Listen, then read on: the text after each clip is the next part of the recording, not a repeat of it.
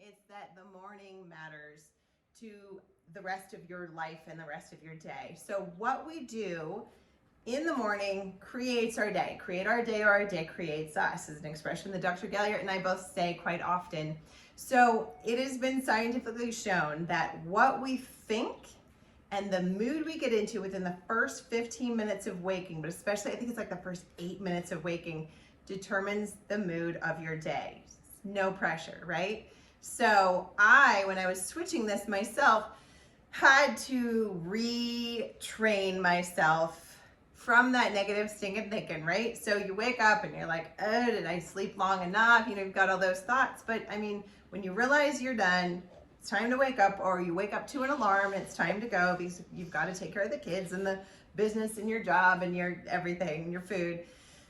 It's time to go, right? So how we start thinking right then is unbelievably important because it creates the mood that we are going to move from that moment on. So I started forcing myself to smile. Even when I didn't feel like it in the beginning, I would just, like fake it. Like just the act of forcing the smile changes chemicals in our brain, in our system, in our body. It sets off the endorphins and the oxytocin and all that good stuff that helps us feel better.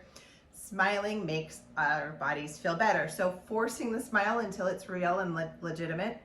And then thinking about things. So I then start moving into gratitude, right? So it's that same positive thinking. What is working in life? Did I wake up? Boom.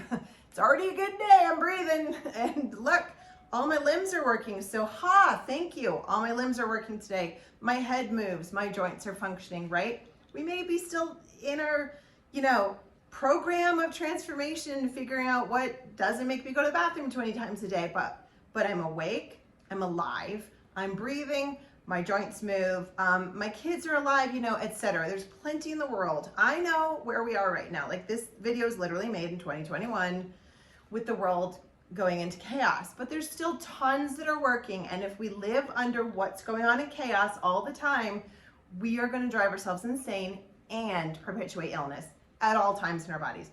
There's no way you'll get out of illness if you're constantly living in fear and you're constantly focusing on the outside world and what's not working, period. It's just not physiologically possible. So we want to get out of fear. We want to get into faith. We want to get into gratitude for what is working and faith that the world will end up okay in some which way, some kind of faith in something, that we will heal, that we will get to the other side, some sort of vision, some sort of light at the end of the tunnel, some sort of hope. That comes up next when we get to couple down.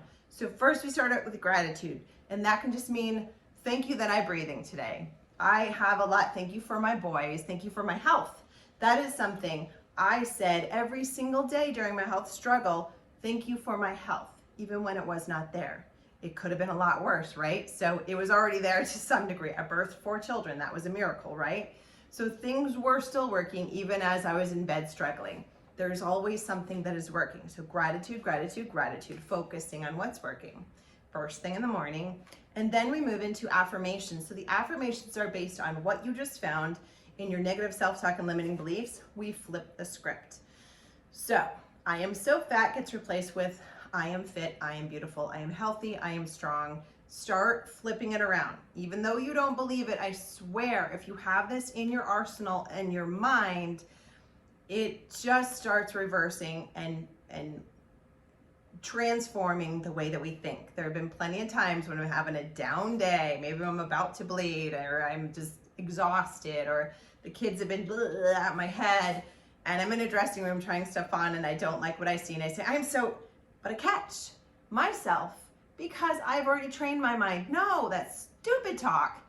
I am vibrant. I am strong. I am inspiring. I am, beautiful. Whatever I have had to flip the script, I remind myself that those are truth, because all that negative self-talk, all those limiting beliefs, they are lies. They're flat out lies. You need to speak truth upon yourself, right? So the next focus I have is prayer or focus, and do it ceasingly. And what does that mean? So we ask for that which we want to create as though it already exists. Every single day while I was struggling, I wrote, I am vibrantly healthy. even though I wasn't yet, but I knew I would get there because I was going to focus on it ceasingly. I am vibrantly healthy. I wrote, when I created my book, Interval Train for a Healthy Brain, I'll talk about next week. I created the book, I wrote it. I wrote the words, right? I had the photo shoot for all the photos of all the workouts, and it was done, except I needed someone to put it in and make it happen and publish. That took me 14 months after it was completed, but every single day I said, I'm a published author, until it happened, because someday it will happen. If I had one day or 1 month or 3 months just dropped that, I don't know if it would have happened. If you stop praying and focusing ceaselessly, do you still create? I don't know, because I don't want to challenge that. Maybe happen chance, it still happens, but by focusing on, the Secret talks about that, the Bible talks about that, there's plenty of motivational people out there that talk about when we focus on what we want to create and keep focusing on it, we're much more likely to create it. And then the next thing I do after I'm done, I have a journal where I write down the things, the gratitude, the affirmations, the prayer of focus, and the things I wish to create. And I then go out to my gym, and we will next week talk about exercise, why and how. So yeah, why and how, what's the heart rate, why am I going to do that, what's the benefit, that is coming up next week. So I'm going to leave you with a little cliffhanger. But this week we're focusing on morning. What do you do in the morning? I want you to take time. This right here can take 10-15 minutes. 10? I mean, if you can't give yourself 15 minutes to say something nice about yourself, why are you here? Like, what's the point of you even being on this planet? Really just to do things for other people? Well, I will challenge you, you cannot be as good of a mother or a businessman or a worker or whatever you do if you are not filling yourself first. You're not giving as much as you can to other people if you're not filling yourself first. I guarantee that to be true. If you're not filling up the cup, you have nothing to overflow. So give yourself at least 15 minutes. If when we bring in the exercise, maybe 30, like 15 of exercise, and I'm going to challenge you there, 15 minutes of morning matters. Morning matters. What you do in the morning will create your day. So make it a great day.